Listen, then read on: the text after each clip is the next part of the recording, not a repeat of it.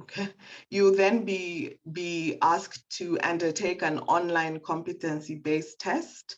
It would be also, I think, very important for anyone who, if you've never done an online competency-based, to read a bit more about the STAR method. So the STAR method is this, the situation, the task, the assessment, and then the result, so that you are able to answer the questions in that manner. I find that that's also very helpful and systematic. And then the third stage, if you're successful with the competency-based test, you then now are invited to submit some additional documents. And this would be a written essay. So the questions vary in terms of the topic for the written essay. When I was in the first cohort, our essay was focused on developing innovative approaches to youth unemployment on the continent. But one thing I think I would like to underscore here is most of the times the written essay is focused on looking at a problem and what solutions you would be able to provide. So always think about it as you providing a solution-oriented essay. Then you'll be asked to fill in a personal history form. This is a very long, very, very long form. Like they'll ask you literally everything about your personal history. Could be like from the school you went to like your first job, and you need to make sure you fill everything in as accurately as possible. And then they ask for 3 written references. So you also need to ensure that when you're applying, that you've also informed your references so that they're already aware of your application.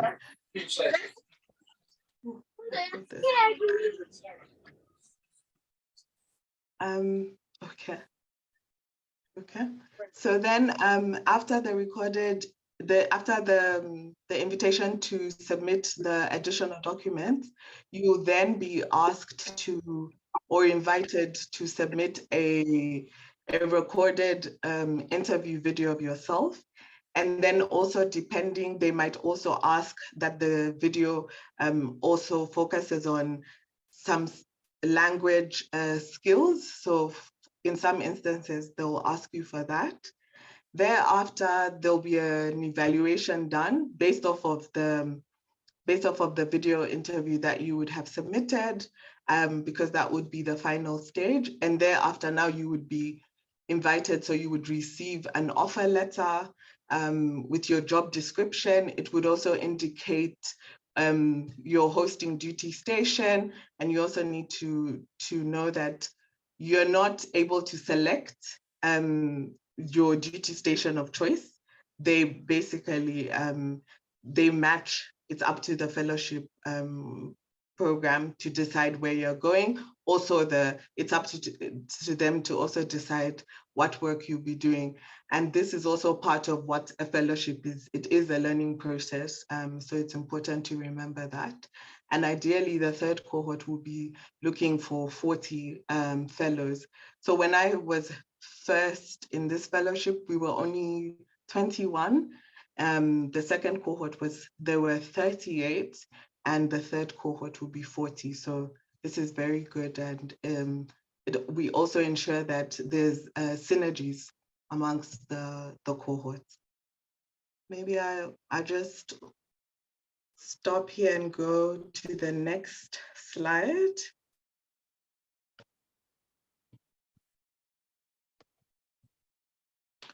So the next slide focuses a bit more on the fellowship experience. So the 2 main aspects of the fellowship, I think it's to ensure learning, but also developing of your technical expertise. So as highlighted here, it's the development and strengthening of technical capacities. So for me, I was hosted in Ethiopia with the regional UNDP office, and I was in the inclusive growth team. but I also had an opportunity to also work with one of the regional programs, which focuses on ensuring capacity support with the African Union. And I was also supporting some other work with the Great Lakes. So all the work, sorry, I have this fly that's buzzing all over suddenly. I don't know why.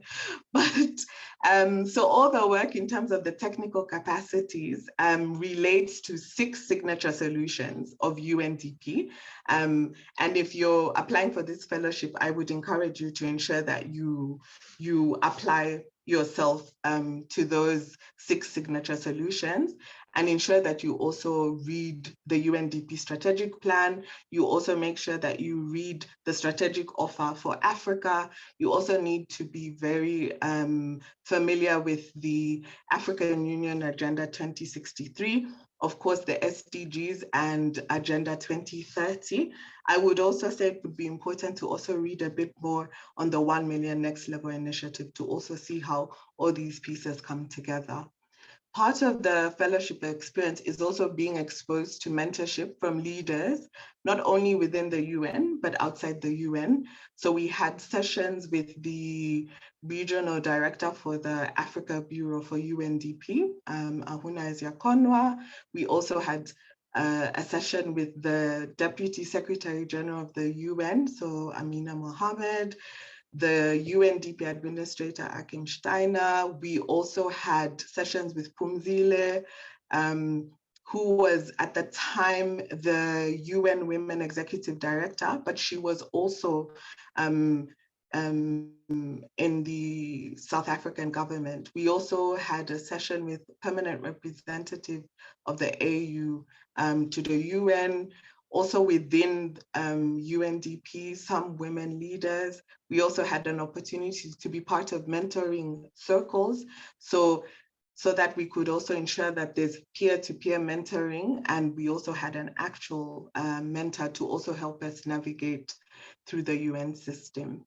There's also a leadership training. This was delivered by the Africa Leadership University, and this was basically to ensure that we are equipped with the skills and knowledge, but most importantly, also the mindset of what it means to be a leader. We also had a learning budget, and I think this is one of the good things about the fellowship, because then you're able to study something that either is something that you're currently working on, or maybe something that you want to learn more about post the fellowship.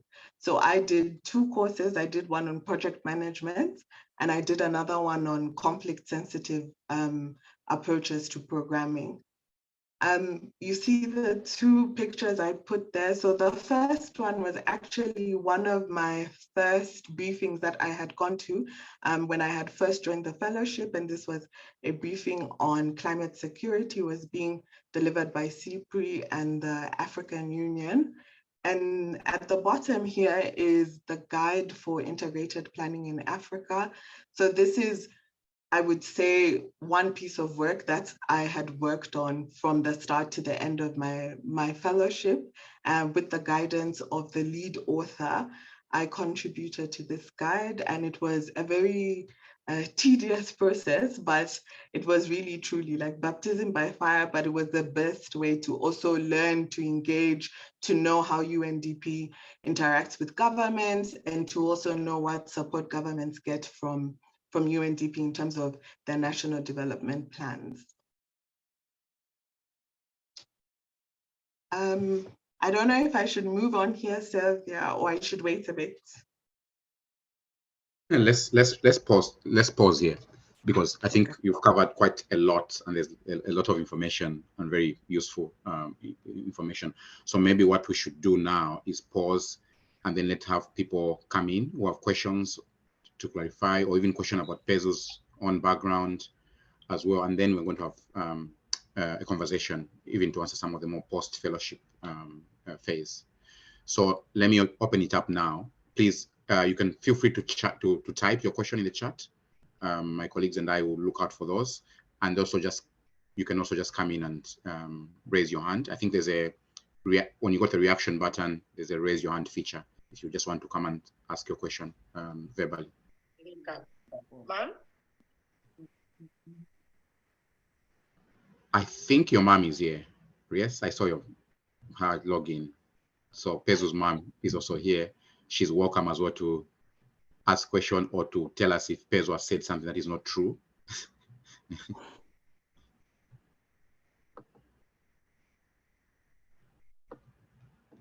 So while people organize their thoughts on the question, I had a question of my own. So we're talking about a specific program, but really this is about opportunities that exist for young African, young Zambian women out there. Since you left the fellowship, what do you think has happened? I mean, obviously we can see you're a very confident young lady. You've done a lot. You've contributed to a lot of work beyond Zambia, but also part of that, having agency, young women having agency of their own lives, I think is very key to sort of improving their confidence and as they navigate the different aspects of their lives, right? Not just career, but also just personal life and in our society.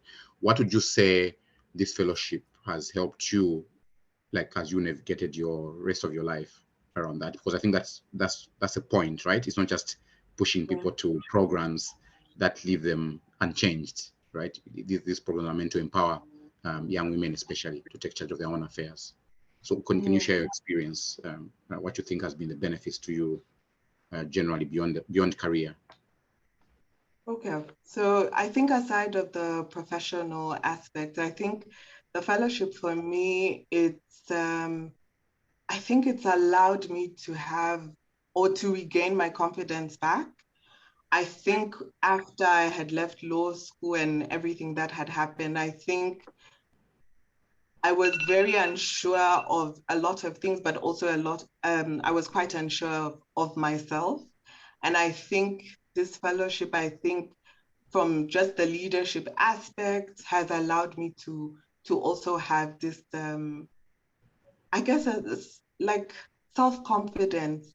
But also most importantly, I think it's also taught me how to lead. I think a lot of times when people think of leadership, they always want to look at it as it has to be the person who's always high up or the person who's speaking the most. And sometimes that's not always the case. We can also always, like you can lead, but also, or have influence, and you might not necessarily be in the front lines.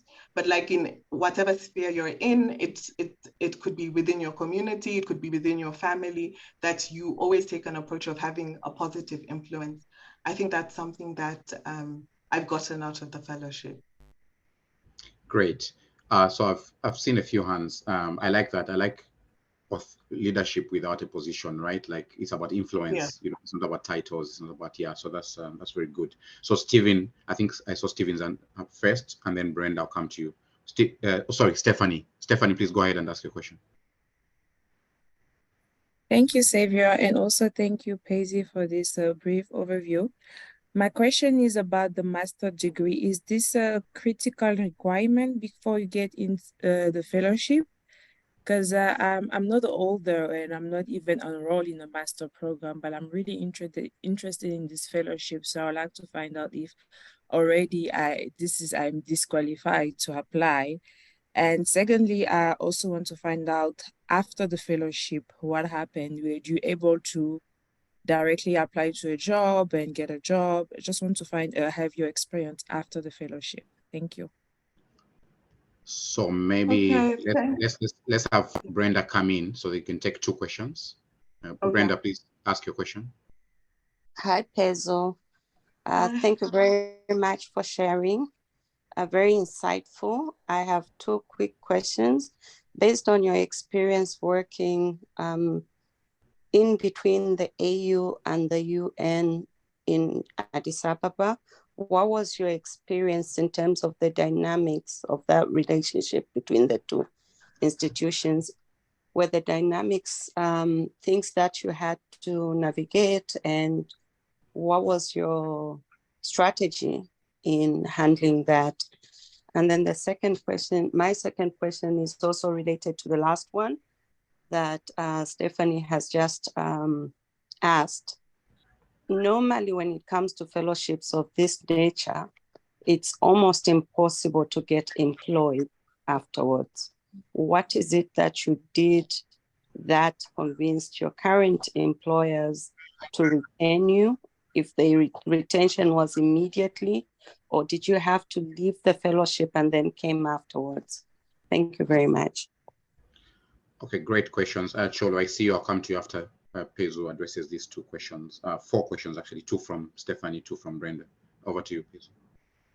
All right, thanks for the question. So, Stephanie, yes, I think maybe you joined a little later on, but I had highlighted the master's it's a fundamental requirement.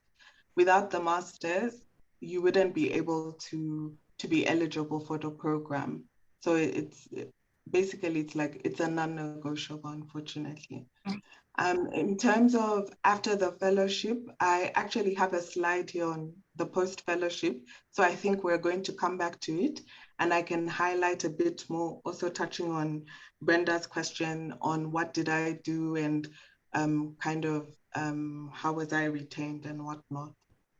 I think coming to the question on the AU and UN dynamics, I think when I first came into working with the AU and the UN, it kind of seemed like the dynamics had been, I would say, a bit strained. But I think as there was the new AU-UN framework, and then there was now all these opportunities and issue-based collisions, which were like these platforms to ensure that the AU and the UN are able to work together towards specific thematic areas. I think I found that then that brought the working relations between the two institutions to be a lot better. And I think there's been a recognition from both ends that either institutions, they need each other. And if that's not possible, then nothing is done. I think from both ends, there ends up being like a stalemate.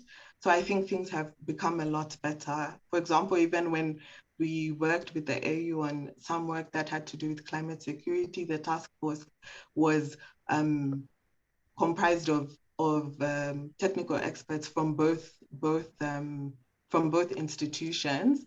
And one thing that I like that I think a lot of other UN people are also doing a lot is ensuring that the AU is in the lead, and then we are supporting, because at the end of the day, we are supporting, as UNDP, you support the governments, and the governments fall also under with the AU. And if we're supporting the AU in the lead, we're also helping both the fulfillment of Agenda 2063, but also the Agenda 2030.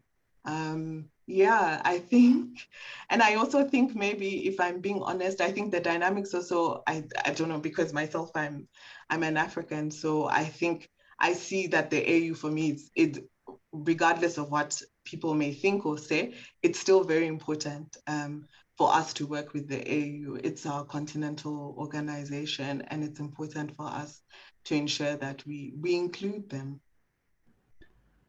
So, Cholo, I'll ask you to hold on a bit more. Pezu, I think it's a good idea to address the post-fellowship now, seeing that we're on this topic, specifically with what I think Brenda asked about. Did you get a job in the AU immediately on the UN? Yeah. So please just speak to your slide now, and then we can go back to Q&A. All right. So for post-fellowship, so when I was in the fellowship, the policy was that you actually couldn't apply for jobs internally within UNDP whilst on the fellowship. But thankfully, that HR policy has now changed. So for example, the second cohort, they have been able to apply for jobs whilst on the fellowship. So in my case, I waited till the fellowship ended. At the time, I didn't necessarily have anything, but I did have some kind of commitment from my supervisor to say that I'll be brought back as a consultant. So after the fellowship, I think I had like a 1-month break, and I was brought back as a short-term international consultant. I was home-based. That was for 3 months. The 3 months elapsed. Another 3 months, I got another consultancy for another 3 months. And whilst on that consultancy, I had already applied for this role that I'm currently in. So I would say I had applied for this role. I think that was, I believe, end of April, if I'm not mistaken. And I was only interviewed for this role, I think that was July. And then I was asked for several other additional documents. I think that was September. And then I eventually got my offer letter in October, like end of October, to then move to Nairobi, Kenya. In terms of, I think what I did maybe to ensure that I was retained, I would say is just, I know there's, well, now I know, because before I think I was a lot focused on, it's just my work, I just need to do my work will speak for itself. But honestly, that's not enough. You need to be able to also speak to people and let people know that these are my aspirations, this is how I can support, obviously ensuring that you're solution oriented. Also, I think because although I was part of the inclusive growth team, I had shown that I could be able to support other areas of work. So inclusive growth, I had no idea. I had no idea. It has to do with developmental economics, multidimensional poverty. I had no idea about it, but I tried my best to learn, read about it. And then conflict prevention, peace and security is what I knew. So where I always found that there was linkages between the inclusive growth aspects and the peace and security dimensions, I always ensured that I put myself forth so that I could at least show that I have skills in this. So I'm building on what I already know, but at the same time, I was also learning a different skill. So I think that kind of showed that I was kind of like resourceful, but even beyond that, I was part of a learning working group within the organization. So this learning working group, basically, the purpose of it is to ensure that it supports learning practices within the institution. So it provides opportunities for junior staff to learn from senior staff, to learn about their professional journeys, also to ensure national staff and international staff, how can they transition and bridge that gap? How do you navigate certain challenges, opportunities, different things like that. So I also joined that working group, and I was very active in that working group. And that also gave me some form of visibility. And even now, post all these positions now, I even chair that working group. And I think those things that I did also helped with ensuring that people could also see that I was all-rounded. Yeah. Thank you, Pezo, for that. Charlotte, thank you very much for being patient. Let's come to you. Please, can you ask your question? Hello, thank you, Pezu, for all of the insights. Before I ask, actually, just to add on to what you said, because I also had the same concerns. You know, do fellows get a chance to secure a job after the fellowship? So today I actually found this online post by the same organization that gives stories and testimonies. And I've noticed that most of the women there, they actually were all retained by the UNDP, from what I've seen at least. So yeah, the prospects look good. So I have two quick questions. Firstly, does the UNDP only choose one person per country? Do you have information on, let's say, how many ladies per country, for example, in Zambia would be chosen? And then secondly, the requirements, if I can read here on the website, it says maximum cumulative 2 years of relevant and paid working experience in research and so on, or program management. So I think it's a bit, maybe if you can expand upon that, because it says maximum 2 years of relevant and paid working experience. So does that really mean that any other experience would not be counted? but then also it's a maximum, not a minimum. So would even like 0 work experience, or let's say you just did a 6-month internship or something really, you know, small, would that still put you in a good standing in front of the assessors? Yeah, those are my questions. Thank you. All right. I don't know, is there another question or should I just answer? For now, we only have, I'm trying to check the chat. I think you can go ahead and address this one. Please feel free to, the other participants can ask your questions, raise your hand. We still have a bit of time. So for now, Pezu, go ahead. Okay. Thanks, Cholwe, for the question. So in terms of selection of how many fellows per country, I don't have any insight on that, but from what I know, I don't think there's like a threshold, because, for example, in my cohort, we had two Zimbabweans. And I know in cohort 2, there was like, I think 2 Nigerians, there were 2 Zimbabweans, I think about 3 or 4 Cameroonians. So I don't, there's no, it doesn't mean like they'll only pick 1 Zambian or 1 South African. That's not the case. I think it's more just in terms of the quality of the application, and if the person has matched the criteria, I guess.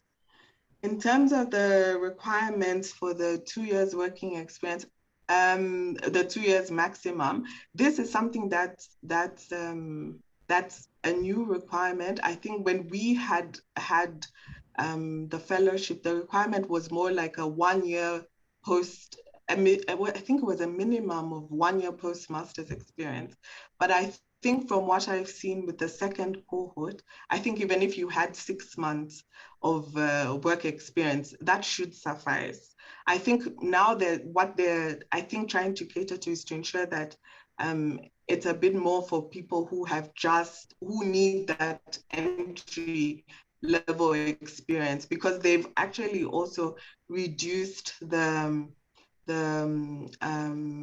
age requirement. Before, it used to be 34, and I think this was more in alignment with the AU youth age and whatnot, but now it's even gone below now to 30. So I think even with 6 months, it should suffice. Thanks, Pezu, for that. I see there's a hand. Jola Olua, please go ahead and ask your question.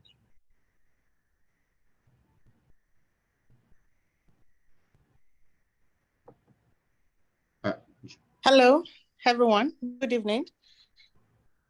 I'm sorry, I joined in late, so maybe I must have missed a lot of things, and I saw that the recording is on. So I don't know if Pezu would share the recordings with us at the end of. We'll put it on the website, on the Facebook page, the Network of Zambians in the UN Abroad website. We've put the link there, and you can find the recording there afterwards. But okay. Please go ahead. So, go ahead and yeah, ask. my question, yeah.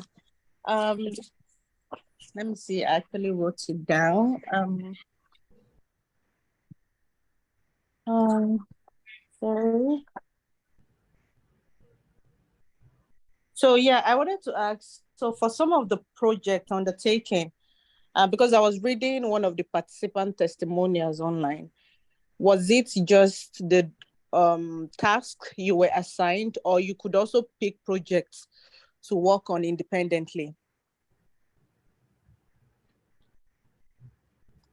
Okay, thanks, Jola Ula, for the question. So at the time that you get your offer, you also get a job description, which stipulates the tasks that you're required to undertake.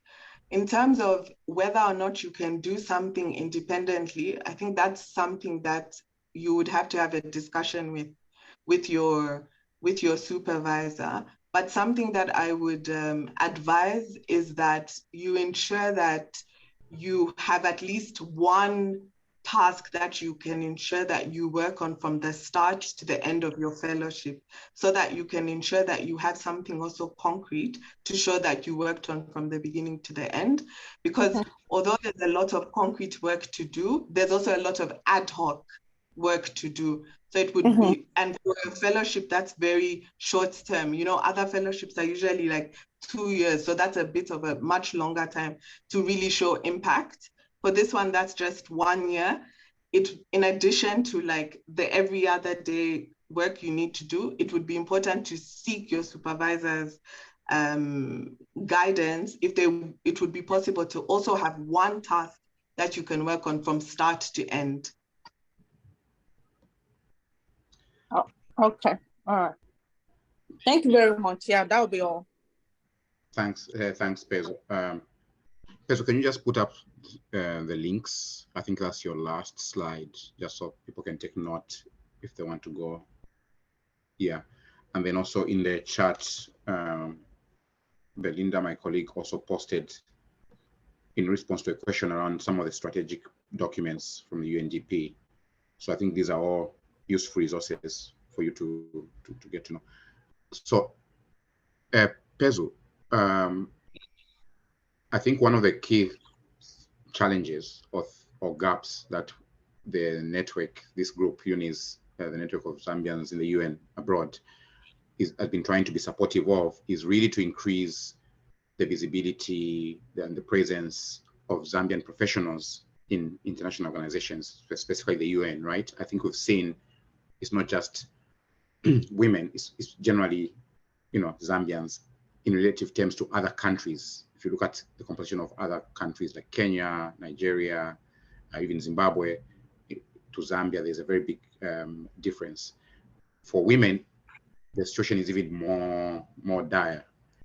So, given your insights, like what can you share with us around the potential for such a program to really contribute to that goal? I know it's contributing to the AU goal of having, you know, 1 million job gaps being filled, but I think from an overall nationalistic point of view, a selfish sort of Zambia perspective, what do you think is an opportunity for this program to contribute to, and in your view, what are some of the support mechanisms? Like you've done this process before, maybe you're not in the same situation as others now. Like what sort of support do young women Zambians need to increase their chances of getting into such a program? Okay. I think in terms of from a nationalistic point of view, this program I think is very important. I think, like you mentioned, there's not so many Zambians within the UN system. So a program like this, I think, provides a great stepping stone to ensure that there's also more Zambians who can come into the system, but also end up staying and being part of the system. I think in terms of support that's there, I would say that there's a lot of women who are, not only women, but other people as well, who are willing to provide support in terms of technical support, in terms of applications and whatnot. But like I personally, I'm happy to do that. But in terms of like with this fellowship, because I was part of this fellowship, I can't like read through someone's application or whatnot, but I'm happy to provide tips on what they should ensure their essay is about, how they can ensure that they stand out in their video interview. I'm happy to provide that kind of support. I also think maybe something that we don't do so well in terms of asking for support is being prepared when you're going to ask for that support. So I'll give an example of Musonda Mumba, who is now like the SG of the Secretary General of the Wetlands Convention.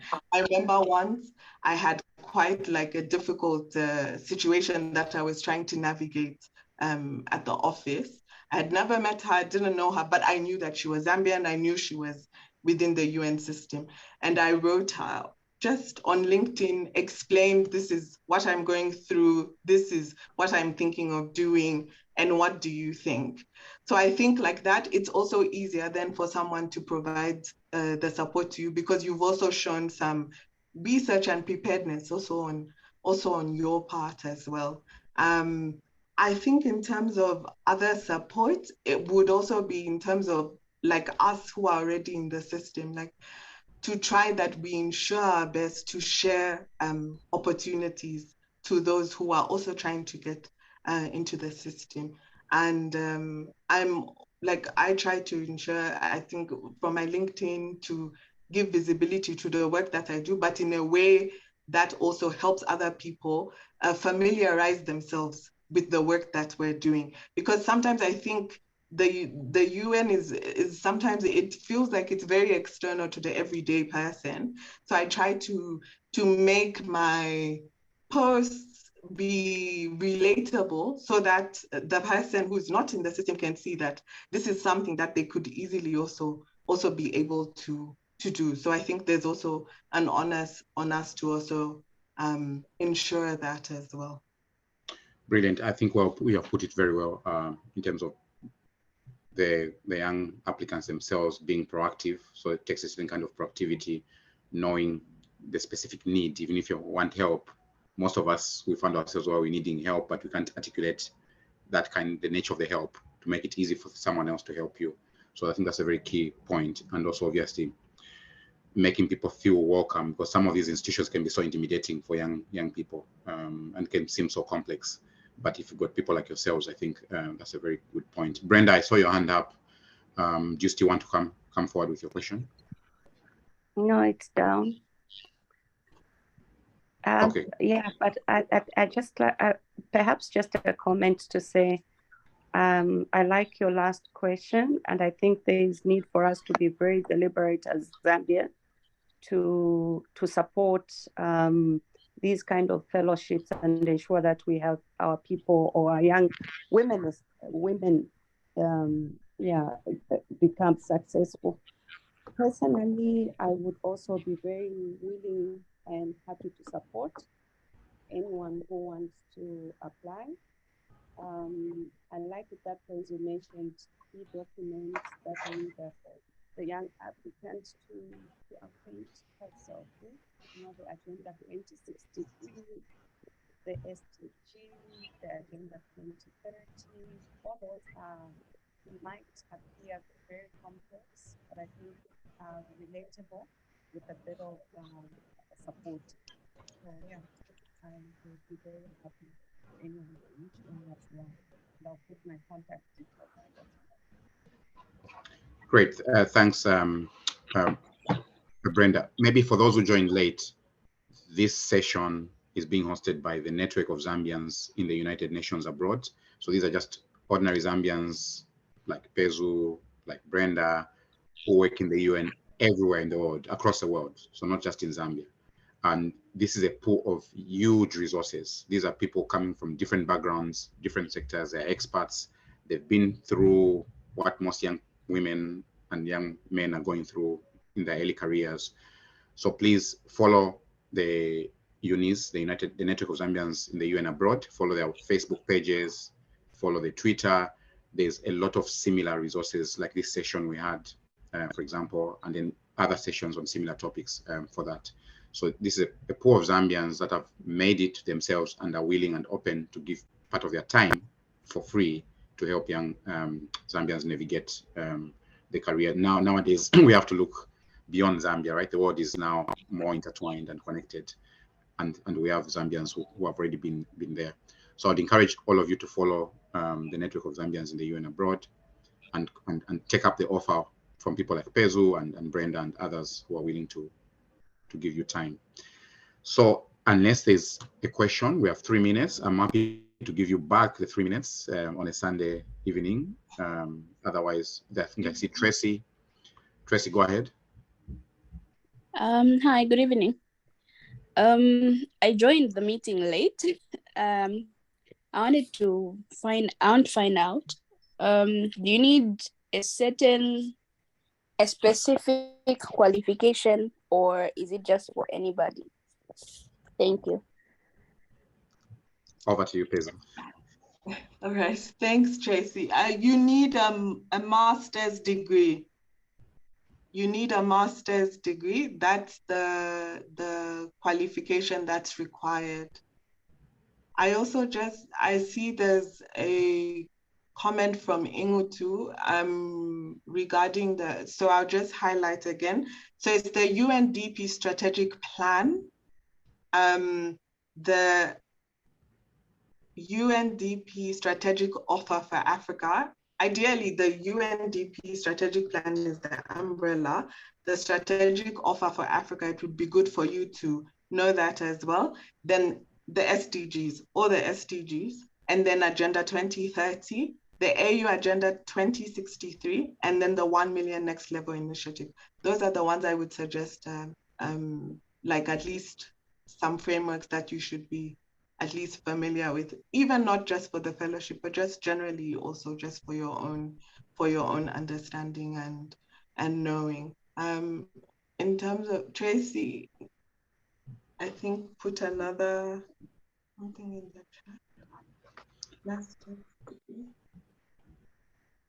I think she's asking master's degree in any course. If you go to the call for applications, they specify some of them, but I think from the top of my mind, I think there's political science, international relations, development, law, comms, other related fields. But I would say, honestly, if you have any course, as long as it's a master's, like give it a go. And in our cohort, there was engineers, like people studied dentistry. So give it a go if you have the master's. Thank you very much, Pezu. Well, so we are exactly 1 minute from the half-hour mark, and I'd like to thank Pezu for the time and also for sharing very rich and useful insight. But I also want to thank all of you for taking 1 hour away on your Sunday evening. Hope it was a worthy hour to spend on this. Please, if you've got nieces, sisters, and others, even if you yourselves do not meet the eligibility requirements, please share this information with them. They may find it very useful. So thank you very much on behalf of the Network of Zambians in the UN abroad to everybody. And we look forward to the next session. Watch out for the next session. And also, if you missed the first few parts of this session, the recordings are always on our website. So just follow the links in the chat. Thank you very much. Have a good Sunday evening. Till the next session. Bye-bye, thanks. Thank you. And I've Thank you also so put much. my email in the chat in case anyone wants to reach out.